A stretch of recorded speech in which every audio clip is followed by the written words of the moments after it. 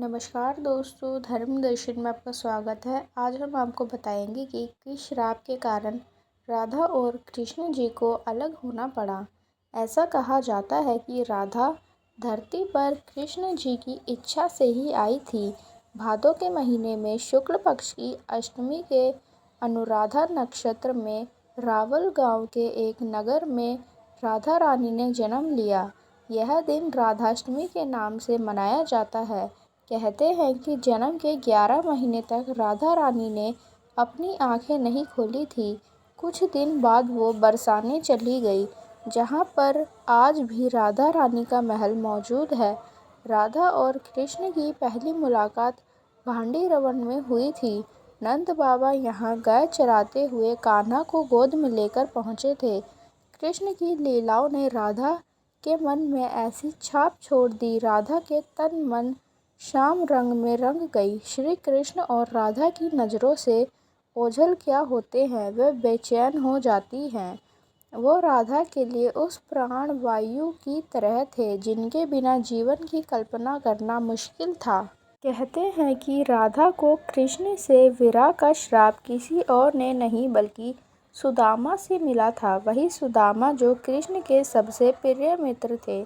सुदामा के इस श्राप के चलते ही 11 साल की उम्र में श्री कृष्ण को वृंदावन छोड़कर मथुरा जाना पड़ा। श्री कृष्ण और राधा गोलोक एक साथ निवास करते थे। एक बार राधा की अनुपस्थिति में कृष्ण विरजा नामक की एक गोपिका से विवाह कर रहे थे। तभी वहां राधा आ पहुंची और उन्होंने कृष्ण को विरजा को अपमानित किया। इसके बाद राधा ने विरजा को धरती पर दरिद्र ब्राह्मण होकर दुख भोगने का श्राप दे दिया।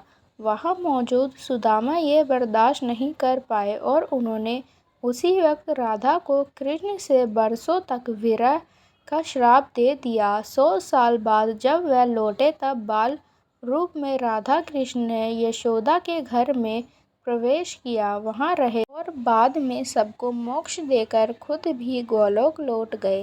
कृष्ण की होकर भी उनकी ना हो पाने का मलाल राधा को हमेशा रहा।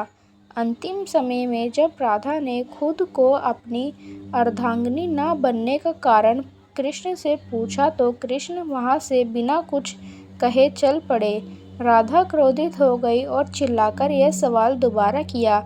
राधा के क्रोध को देख कृष्ण मुड़े तो राधा भी हैरान रह गई। कृष्ण राधा के रूप में थे। राधा रानी समझ गई कि वह भी कृष्ण ही है और कृष्ण भी राधा ही है, दोनों में कोई फर्क नहीं है। राधा कृष्ण की ना होकर आज भी उनके साथ पूजनीय है। राधा कृष्ण के प्रेम की ये कहानी अधूरी होकर भी अमर है। ऐसी और धार्मिक कथाओं के लिए हमारे चैनल को सब्सक्राइब करें। धन्यवाद।